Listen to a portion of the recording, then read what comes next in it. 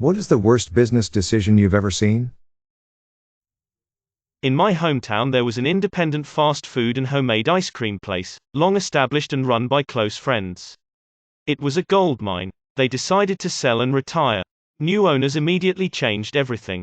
Painted it a wild color, removed some attractions on the grounds, changed the 60-year-old menu and switched to commercially made ice cream. They lasted 8 months. Property management company I used to work for had a number of student properties and high-rises that were always a struggle to fill in the summer months when students went out of town.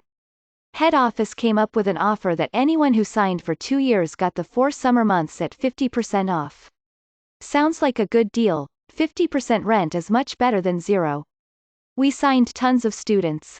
However, the lease templates that head office sent over showed the reduced rent rate on the lease rather than just adding the discount as a separate addendum. I noticed this discrepancy and reported it, and was subsequently ignored. Which meant the students were signing a legal document that guaranteed them 50% rent for 2 years. The company lost hundreds of thousands in revenue. I used to work for a company that was bleeding money. In order to try and save money, they decided to stop honoring returns/refunds, but still advertised that they did. Whenever someone would ask for a refund, you were supposed to tell the person that it would be processed in the next 6 to 8 weeks, then get them off the phone. 6 to 8 weeks later, when they ask where their money is, you were supposed to apologize and say their paperwork got put in the wrong stack, and that it would be put in the correct stack and would then be processed in the next 6 to 8 weeks.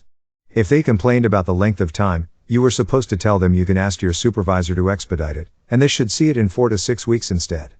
If they threatened legal action after months and months, you were supposed to tell them to contact the company legal department. We didn't have a company legal department, and then hang up on them. Then make a note in their account. No one should field calls from that account further. More than half the call center quit in a single week in protest of this decision. Company collapsed in on itself within a few months. Knew this guy who wanted to start his own barbecue and hot sauce line. Here was his process. Get high with buddy and make the decision go into business together. Argue about who should be financing the business, get a loan from grandma, order a bunch of bottles, use a Sharpie and some blank labels to put on the bottles, fill the bottles with bulk barbecue sauce. Try and sell these to Walmart, get upset that Walmart won't shelve your sketch sauces, have several hundred bottles of unsealed product that wasn't prepared hygienically. Try and sell some to your extended family. Get angry with extended family that they don't believe in your dreams of the last 2 weeks. Beg family for money to pay back grandma. My late great-uncle started a fish and chips restaurant. He had his own unique recipe for the fish and it was very popular. Businessmen had offered him thousands in cash for it over the years, but he always declined. After about 40 or so years, he decided to retire and hand the business over to an ambitious recent college grad. He offered to give her the recipe and even volunteer his services for a bit while she got comfortable in her new role as owner. She declined both, and within a year, she was forced to sell the restaurant after coming close to declaring bankruptcy. My great-uncle died and took the recipe with him to his grave. Target's expansion into Canada collapsed in 2 years and cost them billions. I worked for a video store during the time Finding Nemo came out on DVD. The video store I worked for got a huge fish tank put inside. It was so big they had to shrink the game rental section. The tank had clownfish in it. The tank was also locked and we couldn't feed the fish or clean it. This was supposed to be done by someone who I never saw come in. So the tank ended up filled with a bunch of dead Nemos in a nasty as beep tank. Needless to say, parents were very unhappy about it. The local paper did a small article about it too, which didn't help an already dying store. I have no idea what they thought an expensive as hell fish tank would do for their business. There was a Tex-Mex place I loved in Fairbanks, Alaska. The food wasn't great, but it was consistent, and the prices were fair. Well, a new owner came in, and they decided to revamp it into a fine dining steakhouse. $30 was pretty much the lowest cost you could get for an item. And this was in a neighborhood that had a substantial crime rate and was right across the street from the bikini barista and the marijuana dispensary. I stopped going, and they went under shortly thereafter. I walked in once before the place closed down, and it was dreary and empty, and they had tried to bring some of the classics back to the menu, but it was far too late by then. You were too good for this world, Los Amigos. A friend of my husband's owns a sports bar. A few months ago he offered $1 beers. The place quickly became overloaded with homeless people and the regulars didn't like it and stopped going. Special didn't last long. I worked for a design/printing place for years, and the owner went from amazing idea to stupid idea on a regular basis. Don't get me wrong, guy is a brilliant designer, totally took advantage of new tech every chance he could and made it work. But he was cheap and greedy, so ruined what would have been lucrative long-term business relationships. So, we did this huge order of promo supplies for a fairly big online casino. Huge for him.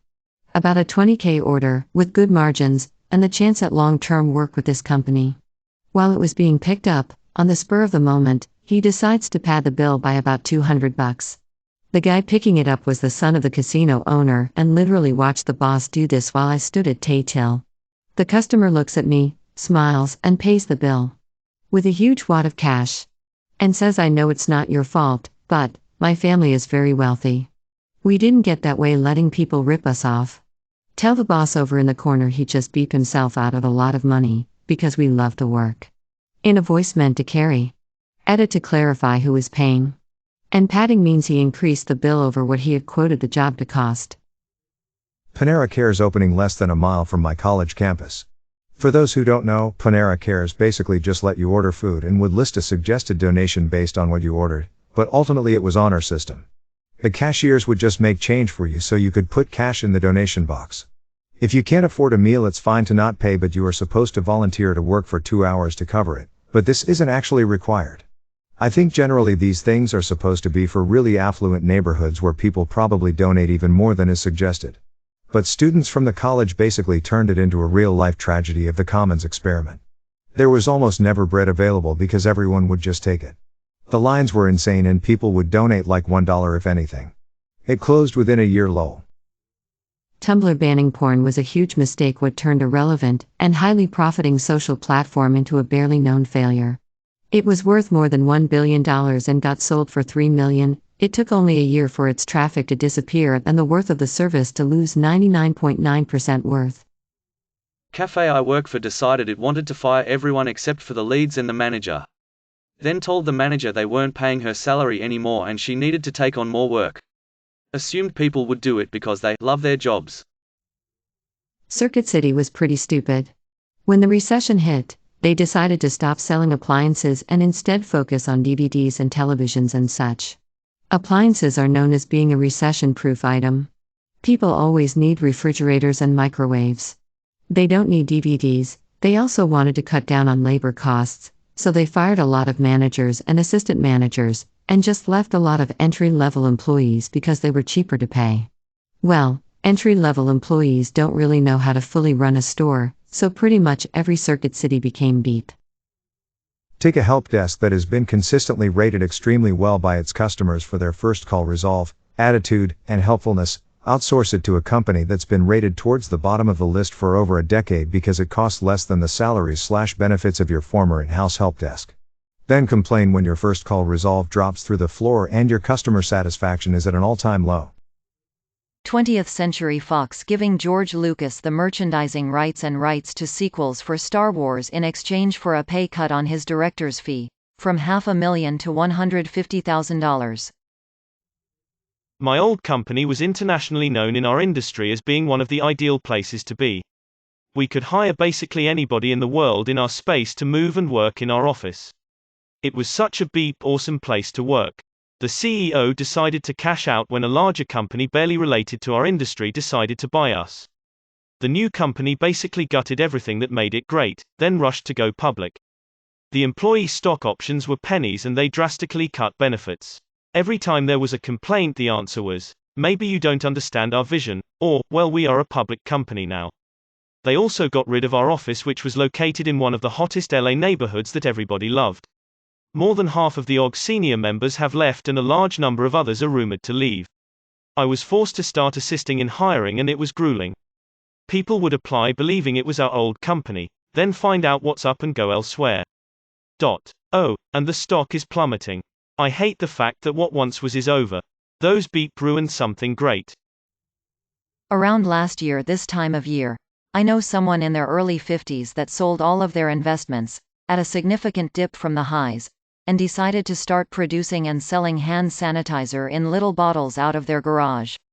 Seeing it as a big opportunity with the virus, they spent everything on the bottles, labels, plastic drums full of sanitizer, at a huge markup, hiring locals people to fill the bottles and put the labels on, and then a website. By the time they had inventory, they realized that they couldn't compete on price with places like Walmart or other big box stores that had finally caught up to the shortages by midsummer. They also didn't realize that selling on Amazon was gated for that category, so you had no chance of selling through there as a new seller. So now they basically have a garage full of old hand sanitizer, and no savings. This one involves my dad. Back in the 80s he decided he wanted to teach people how to use Lotus 123, Excel, MS Word, etc. So he bought a bunch of computers for a classroom, and he wrote interactive learning programs, and printed out manuals and such. Even without advertising, he had people asking to join his class, but he was never quite ready. This Lotus 123 program could use more work. He wasn't ready for a class. This MS Word tutorial isn't quite done. The perfectionist in him wouldn't let him expose the less than perfect program/class to people, just yet. He turned down paying customers for fear that it wasn't just perfect. He had taken a loan out from a friend to finance this, but never made a dime. He paid the loan back by selling our cottage, something he regrets to this day. And why? Because he was afraid to be flawed. That taught me a lesson though, as the old saying goes, perfect is the enemy of done. He could easily have made money and taught his classes, refining the programs to student feedback. He could have covered deficiencies by teaching in person. He was afraid it wasn't perfect, so it was never done. We don't talk about it, or the cottage that we built together. We had the foundation and structure built by pros, then the whole family pitched in to build the interior when we were teens. It saddens me more because it was what he wanted to do, and he went for it, but not quite. A radio station I used to listen to recently changed their format from 80% music, 20% talk show to 100% talk show. Then they were like, oh, you can still listen to the music, but it's only going to be on our app. I worked at Hollywood Video from 2006 to 2009. At that time Netflix was growing by leaps and bounds and our revenue was dwindling from year to year. Instead of copying Netflix's model and using their more recognizable brand name to edge them out of business, Hollywood shrugged their shoulders and continued renting single DVDs for $4.99 for 3 days plus late fees. Where are they at now? Game shop in my area had a great business plan. They had regular tournaments and games and a sweet membership plan. $10 per month and you get a discount on tournaments as well as a $10 gift card. Essentially it just incentivized every single person who went there for any sort of event to spend a minimum of $10 per month. They did great for about 2 years and then decided to change the membership so that you no longer got the $10 gift card, and the store started prioritizing D&D groups over competitive gaming groups. This isn't bad, in theory, aside from the fact that D&D players weren't paying for entry and they tended to spend less money. So they essentially chased away the customers who spent the most while removing the incentive for anyone to subscribe. The number of customers they had per day did slightly increase, but the amount they were spending, on average, dropped significantly and they went out of business shortly after. AT&T bought Warner Media for $80 billion in 2016 just to sell it for $40 billion, now buy high sell low. Kodak refusing to push digital cameras, photography, and instead focusing on film cameras. If I recall correctly, I think Kodak was one of the first companies to create a digital camera, but instead of capitalizing on it, they sat on the technology and focused on film development. My friend started a business with his ex-wife while his girlfriend, who became his second wife, was also working in that company. 15 employees. I won't get into the hell he went through, but to give you a TL. Dear, he is single again. Financially supporting my ex going to law school. The entirety of Juicero. May your day be filled with joy and happiness. And please remember to like, share, and subscribe for more quality content every day.